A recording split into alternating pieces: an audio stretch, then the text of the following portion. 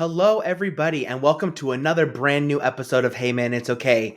You got me, one of your hosts, Sky Bridges, and this is my other amazing host, Ryan Heapy. Hey guys, how we doing today? How you doing, Sky? Doing good. Good to see you. Good. Yeah, me too. Good to see you too. So today I was hoping to talk about this video that I stumbled upon by this YouTuber named Shoe on Head. Kind of a funny username she's got going on there. She has actually some really great, well-produced videos. She's really funny. But her most recent video had kind of gone a little viral. I actually found it through this news YouTube podcast show that I listen to called Breaking Points. I think it's actually one of the best political just news shows out there. There's a great commentator on the left and a great commentator on the right, and they really kind of agree almost everything. Really, they found this video and they've been talking about kind of the many issues that men are struggling with today. And so in this video by Shoe on Head, she spends anywhere from I think it was about 20 to 30 minutes talking about the different issues that men are struggling with, especially loneliness, difficulty finding friends, difficulties in finding partners, and how the political left and the political right are kind of trying to take advantage in some ways of capturing those demographics, maybe for their own self-interest. So, but at the same time, I think these issues are totally valid. My practice is primarily made up of men, most of them very successful, but a lot of them struggling with many of these issues. Even some of the successful guys that I have are, don't have a ton of friends, maybe are struggling to find a good relationship. And so I'd like to kind of touch on some of these things, and it's sort of in my wheelhouse as far as what I talk to my clients with almost on a daily basis. But maybe before I go on, I don't know, Sky, what did you think about the video? It's a big topic, and I feel like there's it's a big conversation right now on what is masculinity versus toxic masculinity versus what's normal, what's not, how far is too far to one side or the other. Because I know one of the things she brought out is it's either like toxic men, or you go all the way to the top where it's like, oh, you have to always share your feelings, which I don't necessarily disagree with, but it was such a wide variety of understanding and a wide variety of opinions on things. We saw her opinion versus the opinions she saw on Twitter. I mean, there's just so much to really get into with this video and kind of discuss and go through. But yeah, it's pretty crazy.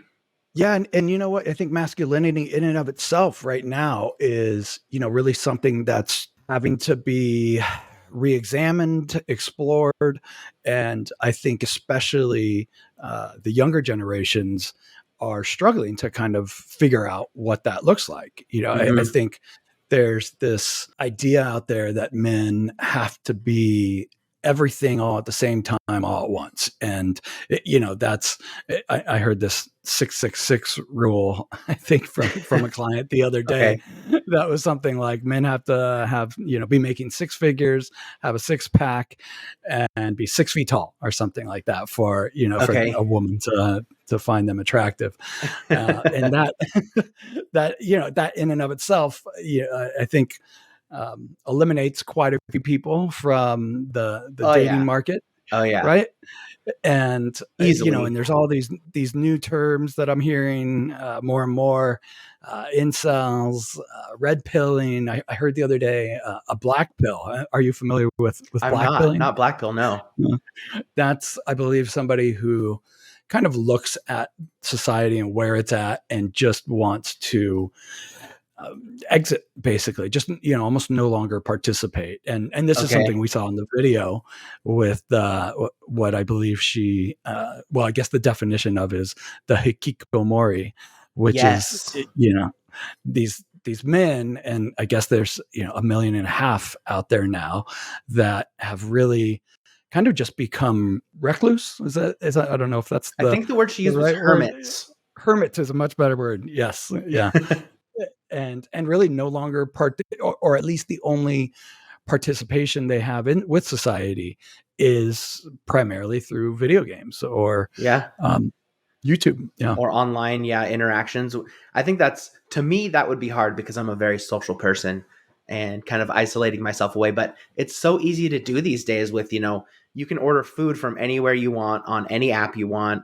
You can order all of your groceries to your house. You can order all of your things you need to your house. Like there's really no need to go out and about anymore if that's what you choose to do. Yeah, it's definitely easier to stay home more than ever. And I think, after COVID, that really almost solidified, I guess, participating in society with just through your phone, right? Oh, Yeah, made it easy. I mean, look how much like Amazon Fresh grew. Look how much Amazon just grew itself, and all these like Uber Eats and they all expanded to serve food from everywhere. It's absolutely insane, and I think that maybe we're making it too easy to seclude yourself, but maybe that's what people like to do. well, yeah, I think the more comfortable we can make our lives, I think the more prone we are to, to adapting to that. Right? It's much easier to get fast food, than to have to hunt and gather. Yeah, for sure. Yeah. I think that, people who isolate themselves, though, they kind of lose that social ability and they lose that, ability to be able to talk with people. In fact, one of the things that she talked about for these Hikikomori, I think you said, I think Mhm. that's how you I think pronounce it. that's Yeah. yeah, The yeah. Hikikomori was these videos that they did of Japanese women who would just stare at the camera so that they could get used to human eye contact again. Yeah, that's not only is it kind of creepy, but just sad, right? It's incredibly sad that people aren't having the same amount of contact with one another that we used to. Some of the things that I kind of jotted down in wanting to talk about some of these issues that men are facing is, and I've seen this article a couple times, that men have less friends than ever before. I think Hmm. something like 1 in 5 have no close friendships. I could probably, that's probably the same demographic of the men that I work with. Is I have a few that maybe their conversation with me might be the only kind of relationship they really have in their life. Hmm. Um, I believe it's harder for men to be a provider today. There's a 4 times higher suicide rate, men versus women. 70% of the homeless are men. Twice as high drug and alcohol abuse rates. Men aren't going to colleges at the same rates that they used to. They're not making kind of the same amount of money that they used to. And I think at the same time, women's standards, I believe in some ways are kind of maybe higher than ever, and so maybe there's a greater demand as well for men to.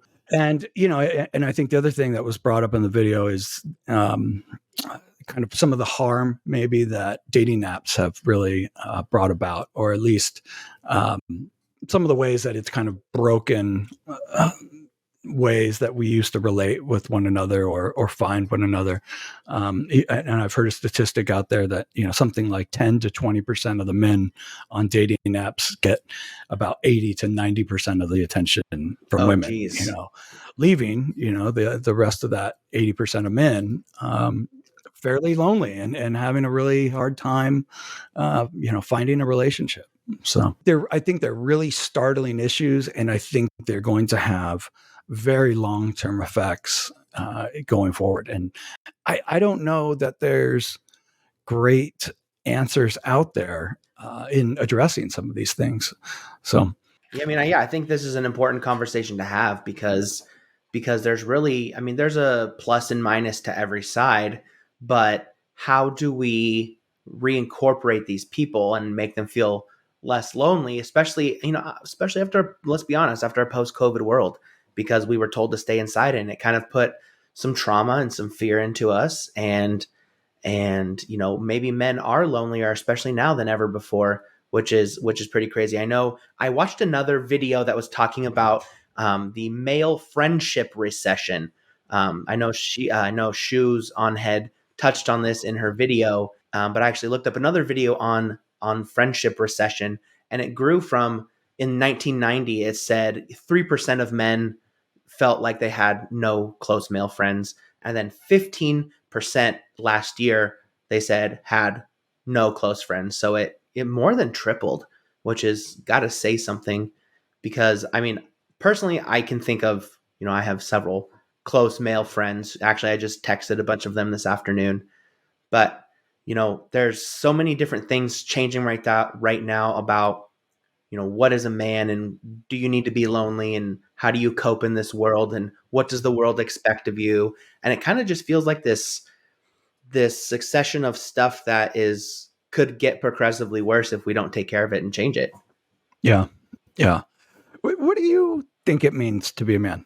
Is I don't want to have to No, put I you mean, on the that's spot here, that's a but good question, because it's something that we kind of all have to talk about at some point, what we think a man is.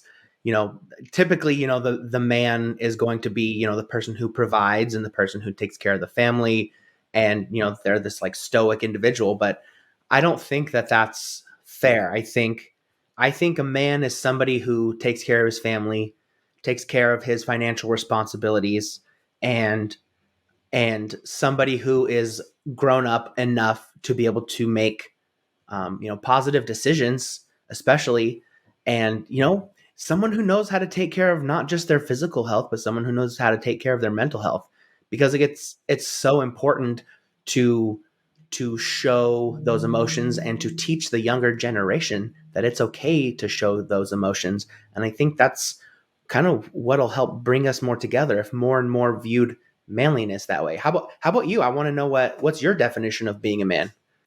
yeah, I've been throwing around this, kind of crazy idea of branding myself as the alpha therapist, right? Sort of tongue in cheek, and in doing that, I've been asking a lot of people kind of what comes up for them when they hear the term alpha male, or and kind of the patriarchy, and I've gotten a wide variety of answers. I'm Yeah, sure.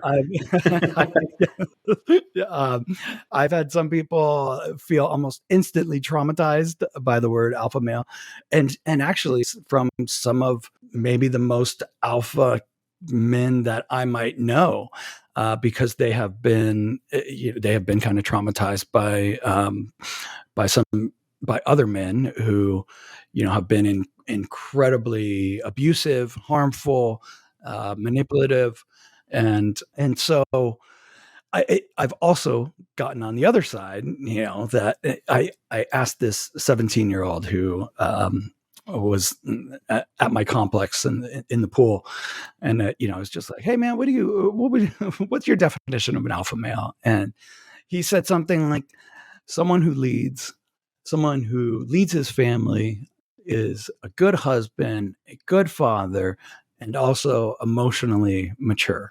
Oh Um, wow. you know, and then I actually looked. I was watching some YouTube videos from this evolutionary biologist, Okay. and his example or his definition was something sort of the same. And he studies kind of chimpanzees, and there's actually this great show called Chimp Empire out right now that really kind of shows how the alpha male chimp leads his tribe.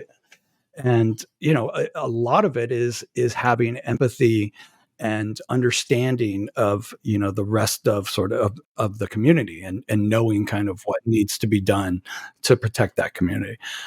So I guess that was kind of a long answer uh, for how I would define being a man is, I think someone that, like you said, leads, provides, protects, is also empathetic, also emotionally intelligent, is a good partner, is a good husband, a good father, a good son.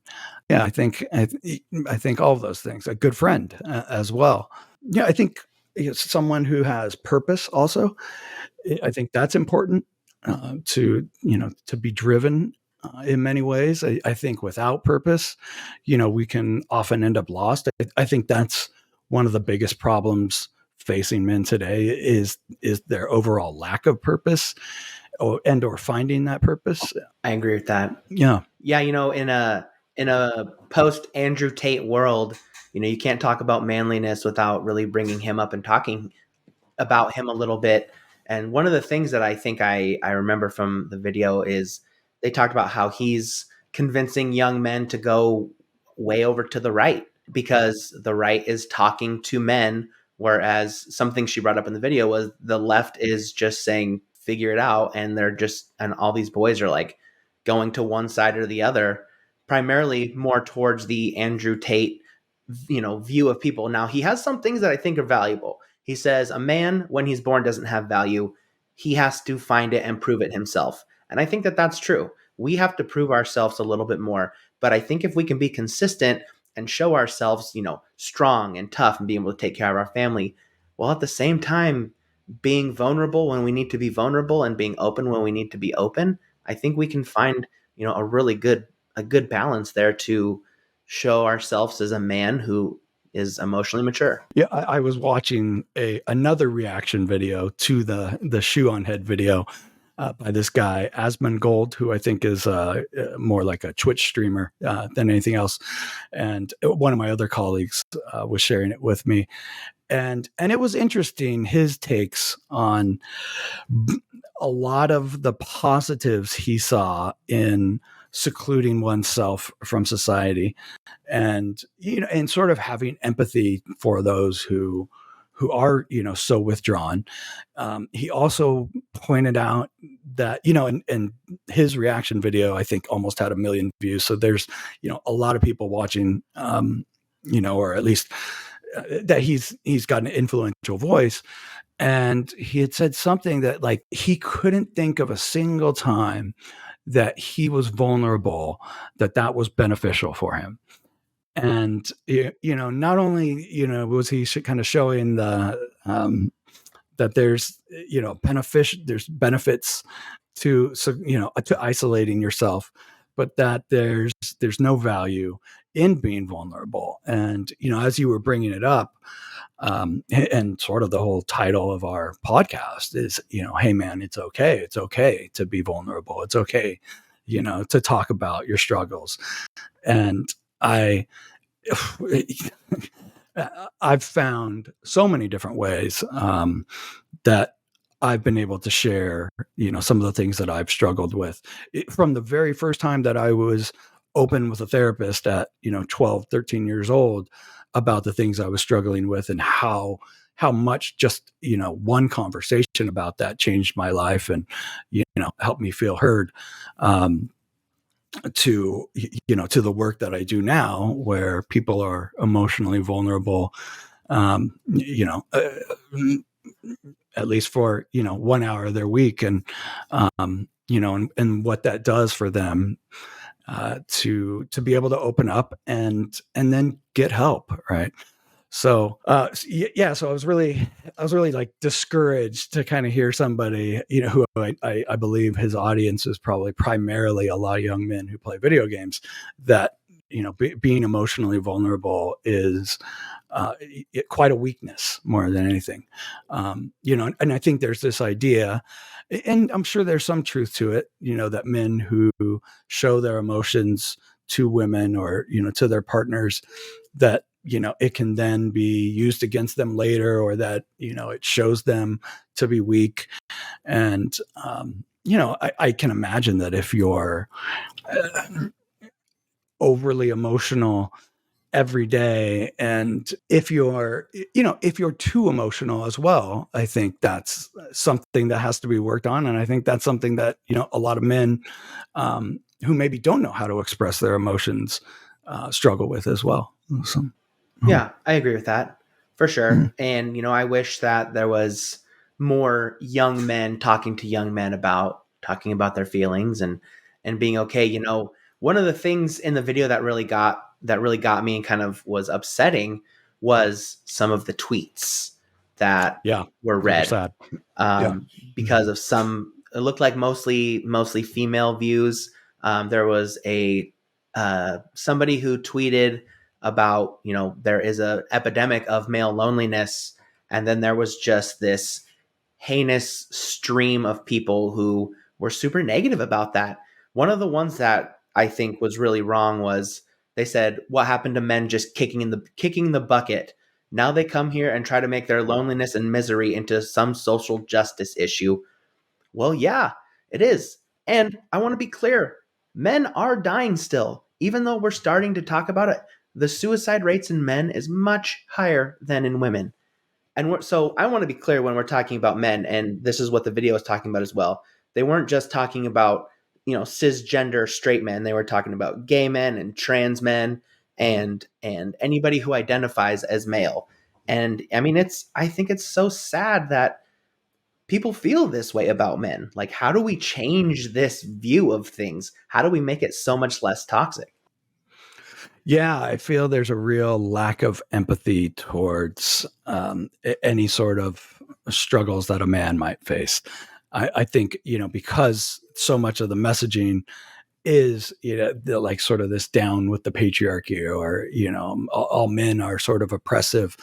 And, at least, with the people I work with every day, the successful ones who are influential and do have power, they're in here trying to be better partners, trying to be better business owners, better employers. The other one, the younger ones that I work with, they hardly have any power, and, aren't oppressing anyone at all, and really are the opposite of an oppressor, a patriarchal oppressor. I think there's something to explore about the patriarchy in general.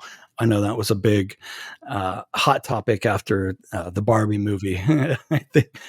And I had a colleague kind of approach me, and say like, "Well, what about the patriarchy?" And my response back was kind of like, well, what are we to do? Do we then just give up our roles as male leaders? Or do we become better leaders? Can we, still inhabit some of those roles, but do it with, vulnerability, emotional intelligence, empathy, care, better equality.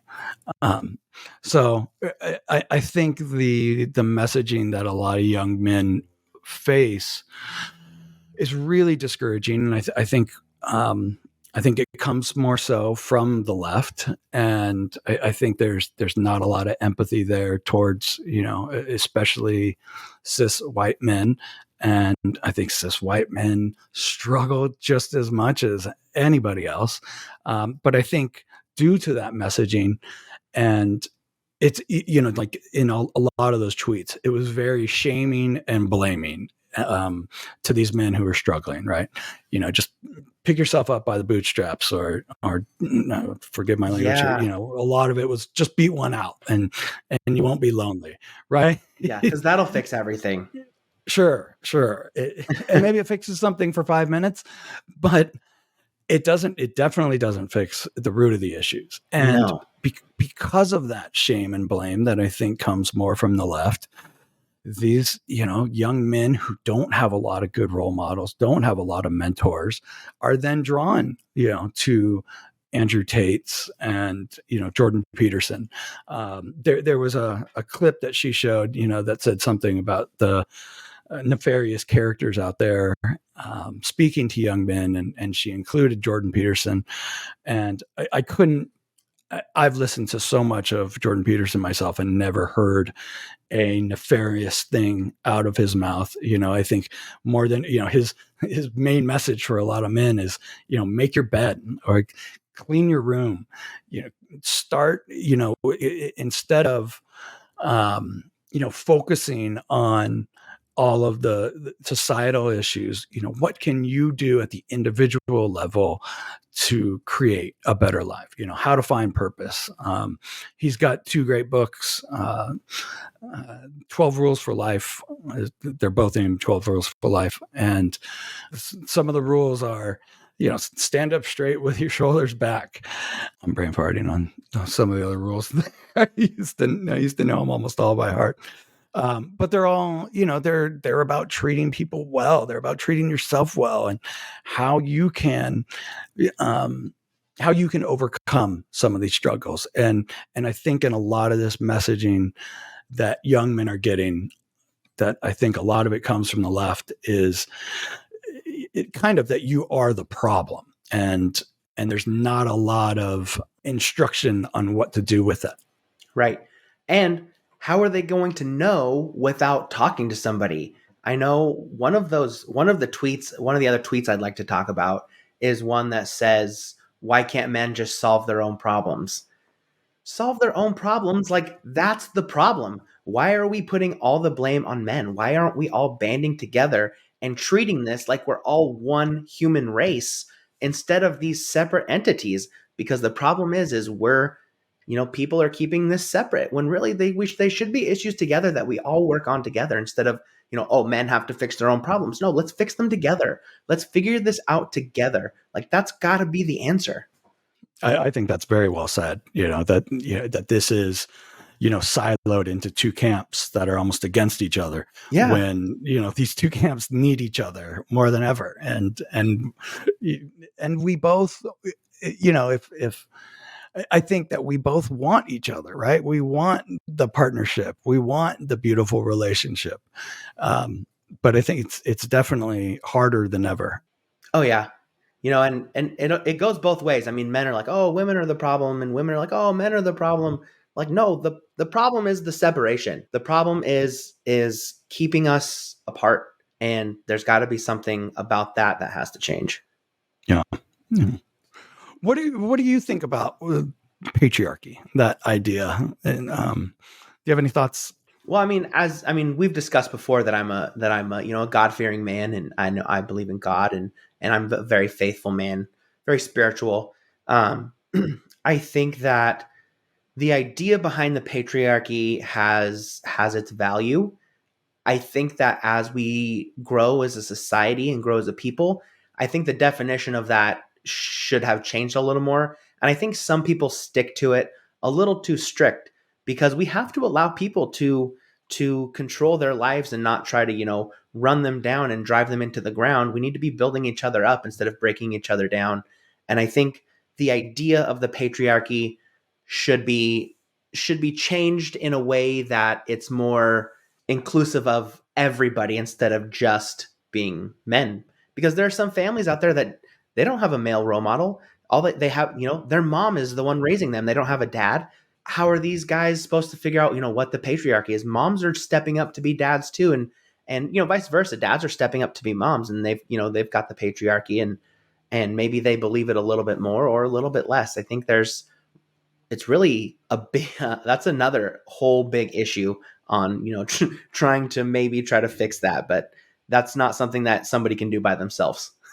Well, I think that is the at the heart of this issue. I think that is single-handedly, maybe the lack of good male role models, the lack of good father, is really, I think, maybe the biggest issue that's causing this.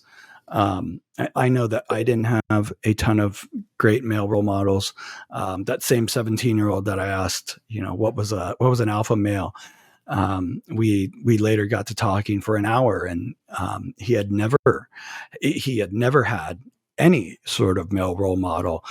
In fact, the conversation that we had, he said, was a once in a lifetime conversation for him, to talk about his hopes and dreams and have somebody actually encourage him to go after those things, which is, it just kind of blew my mind that there's so many people out there that don't have somebody to look up to. And so Hmm. so you get an Andrew Tate, a Jordan Peterson, or at least, and I think this was the main point of that whole video was, at least on one side, there's people talking to them and Hmm. acknowledging them and acknowledging their issues, versus some of those tweets. Why don't you just cry about it? Boo hoo, grow the fuck up. Yeah. Yeah. Mhm. Yeah, it's crazy. I there's a group there's a group here in Washington State that they're trying to start, called the Commission for Boys and Men, and I met with one of the House representatives who said that they liked the bill after we talked about it because it's like this cool commission to like help men and boys with their mental health.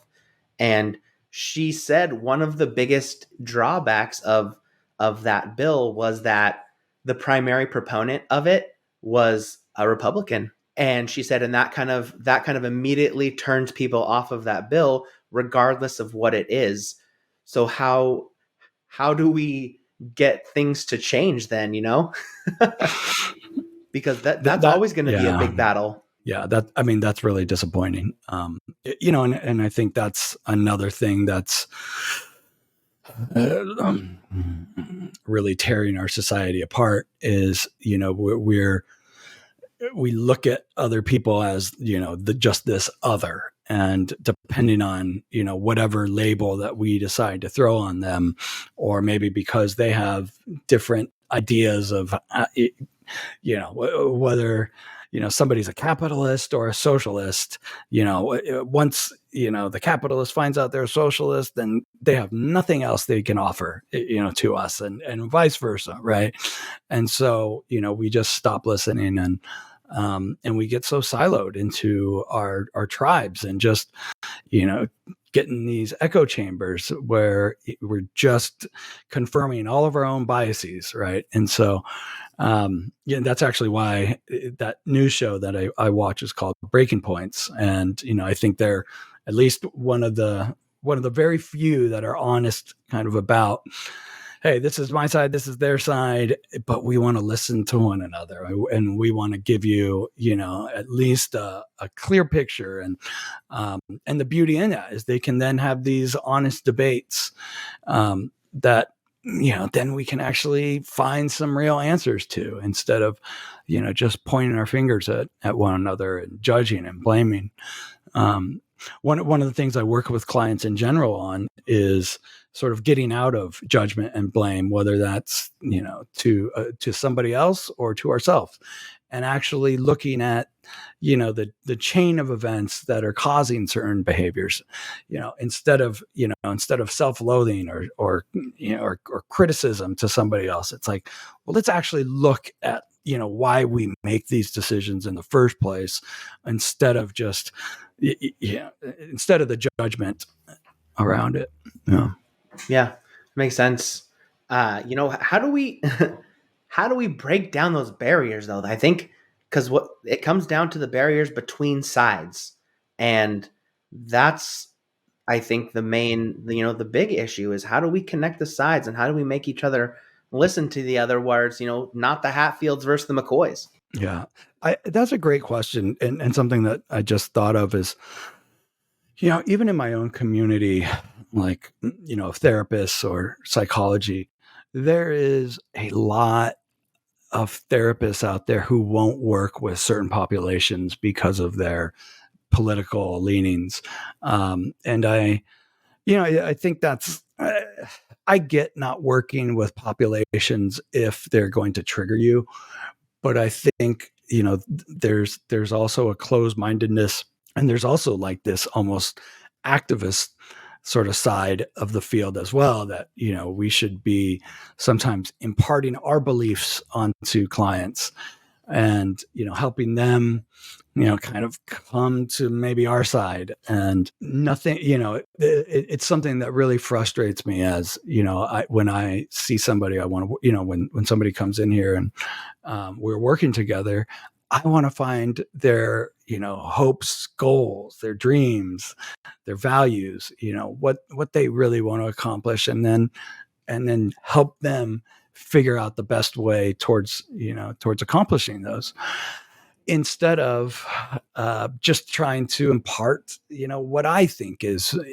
valuable and important. And so I think there is, I feel like, at least never before, at least in my lifetime, have Mhm. I felt we've become such an individualistic society. Absolutely, And, absolutely. well, mm, and I think maybe that is also at the heart of a lot of this is, it's all about me, has nothing, it's not about you. And, I think it's really, we actually get more joy out of doing things for others than when we do for ourselves. Mm-hmm. And I wish we could get back to more of that. We could be, a more selfless society again. Yeah. Yeah, like why instead of breaking each other down, why can't we lift each other up? No, no. Because it's you know the more support you have, the easier life goes. And if we all started supporting each other instead of trying to find ways to break each other down, we'd be a much happier people. Mhm. Mhm. I don't know. Do you have any sense as to why we've become so individualistic? I think even family can be looked down upon. I know, and I can understand why religion is more looked down upon today than ever before. But I think family and religion, or just faith. Some of these things that would bring us together as a community, or just less individualistic. That we've gotten away from maybe some of these values, and I don't know that it's to our benefit. Yeah, I think one of the biggest changes in the world was the invention of social media. Now, I'm a person, I enjoy social media, but some people use it for nefarious purposes, and I think we know too much about other people's lives than we did before. People can speak a lot different behind a screen than they can in person, and they do it. And I think that there's too much toxicity flying around, and I think there's too much access to this toxicity in too many different places. We all know and are involved with far too much for our brains to handle. Whereas, like, maybe before you didn't talk to your friends about their political standings, but now you know their political standings because they post about it all the time. And I think that that Yeah, that yeah, the that's true. invention of That's it has definitely torn us apart. a change. Yeah, yeah. When you see the statistics of when kind of the iPhone really merged with social media, and we had Hmm. access to social media in our hands, um, the depression, especially amongst young women, plummeted. And Mm. I think comparison is often the thief of joy. And that we're able to then just go online and see somebody's almost performative perfect life. Yeah, We're just seeing the highlights the of their positive life, stuff. right? Hmm. Yes. Meanwhile, comparing the worst of ourselves, when we're looking at this,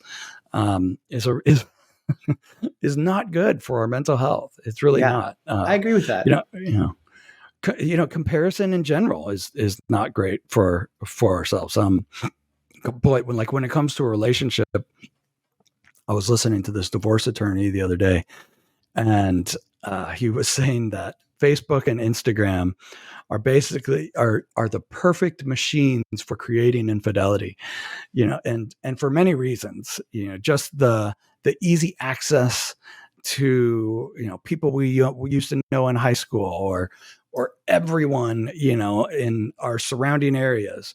And and then we're often comparing our relationship to this couple's, like, quote unquote perfect relationship that they're showing, right? Or we're then comparing our wife to the old high school crush or something like that. And so we have so many options that it's that I think we then lose focus on what's like right in front of us. Hmm. Yeah, I think that makes perfect sense. Yeah, comparison is a bitch. It's hard because we all live different lives, we all make different money, and you're like, oh man, that person just got a new car, or that person just went on vacation. Why can't I go on vacation? Why can't I have a car? And it drives you down because people really only share the positive things in their life because that's what they want to share. Because none of us want to share when the negative things happen. And if we did more of that, we would see, okay, maybe this person's life isn't as perfect as it looks from the outside. Yeah. Yeah. So, I mean, it's just kind of a mess. Well, and then when you think of an Andrew Tate, right, then you see this Hmm. guy who's got Bugattis and women all over and flying in private jets, Like, I want and that. yeah, yes, and he's then telling you, I have the blueprint for this. It's easy to see why people jump onto that. Um, For sure. mm, For sure. I get it. It's appealing. But is that the healthy way? Is that how we be better? Do we all aspire for that? did you have a lot of good male role models growing up or mentors? Yeah, I mean, I feel like I did. I had I had two dads, because I had my biological father and I had my stepfather, and they both taught me different lessons, and they both taught me different ways of being. My biological father, he was a very emotional person always, and was always able to like show his emotions when he was upset or mad or angry or happy In a, even. in a And healthy way? sometimes, most Yeah. of the Okay. time, No. Mhm. sometimes not in healthy ways, but he's much better now. And then my stepdad, he was always a very, I would definitely consider him a manly man. He was very, stoic. He laughed a lot. He didn't cry a lot, but he never judged us for showing our emotions. Growing up, I was a very emotional person, and he was always there for me when I needed him, and it was great. I loved having that, and I loved his support. And I mean, now we've got a great friendship. I love my stepdad. Nice. No. He's just dad also. So, Mhm. I think I had some, and plus I had my cousin Sean was a good male role model to me, who I've talked about. Um, and I think I had several good male role models, I believe, growing up.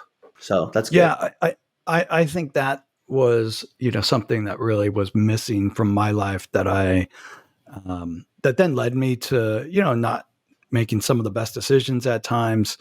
I had a father who was the maybe epitome of a macho man and just exuded that machismo. I mean, he was It's a like great word. 6'4". He was, huge chest, um, lots of anger. He was a general contractor, so he could build anything with his hands. But I think the first time he told me he loved me was like when I was like 17 or 18, and that was probably the first time I got a hug as well. Oh wow.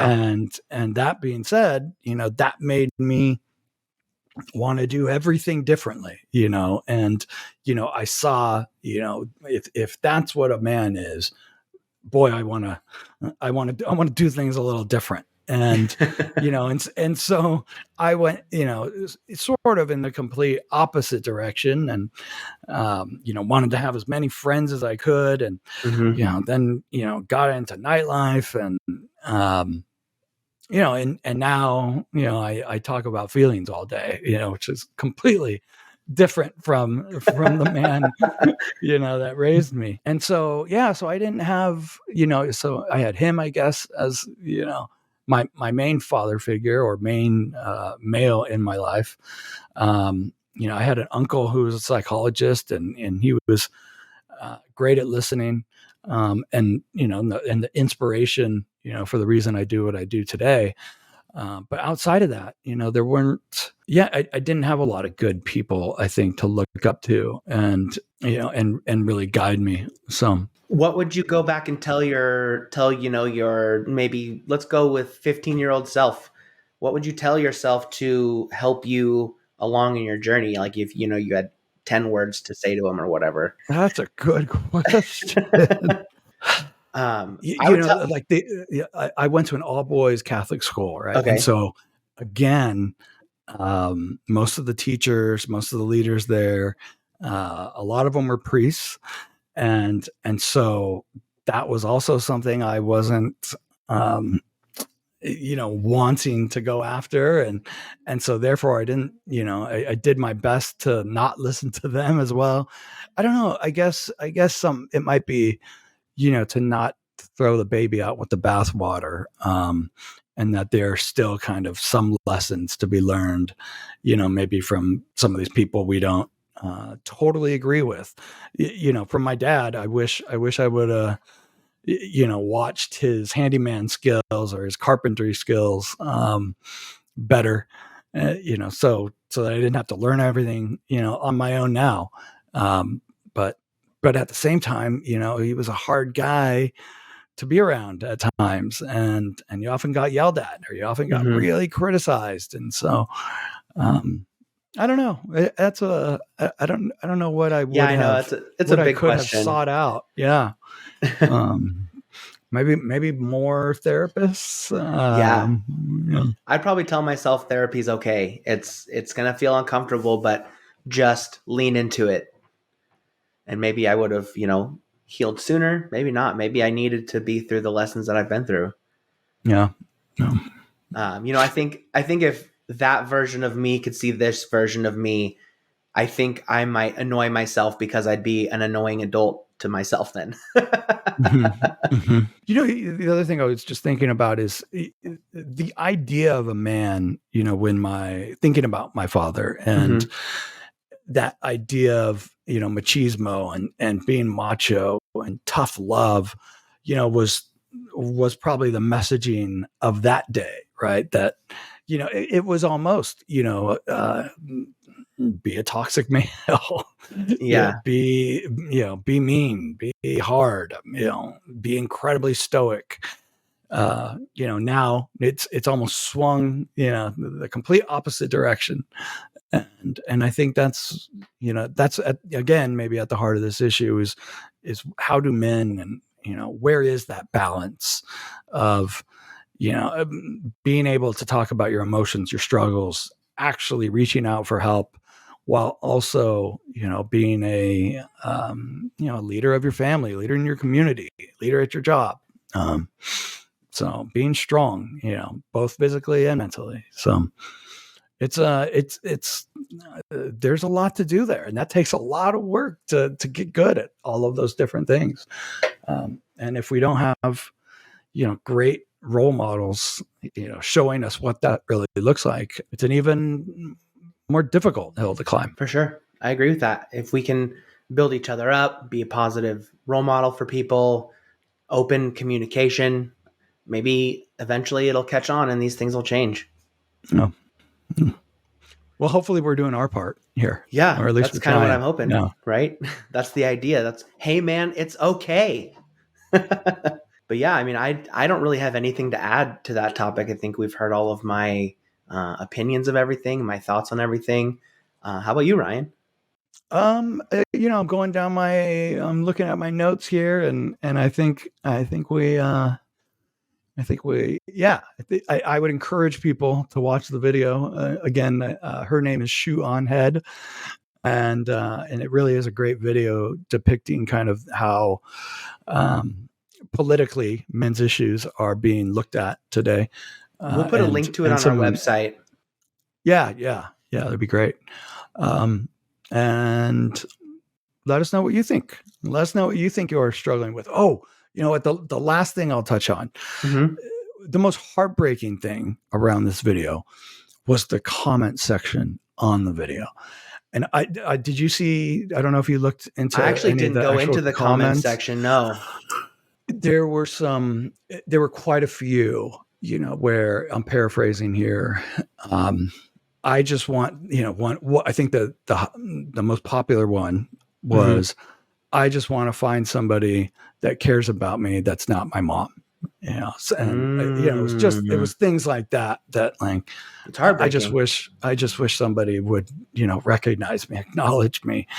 Yeah, it's heartbreaking. Yeah, it's that. Like I said, we need to build each other up instead of break each other down. Yeah. Get rid of the separations between people. Yeah, listen to one another. Have some empathy. Care. Yeah. Give a shit. Yeah, exactly. And it doesn't matter what side they are politically. You can care about somebody. Yeah, for sure. I've got friends of all kinds of backgrounds and varieties and beliefs. Mm-hmm. I used to see two clients who were friends, and I'd often see them back to back, like okay.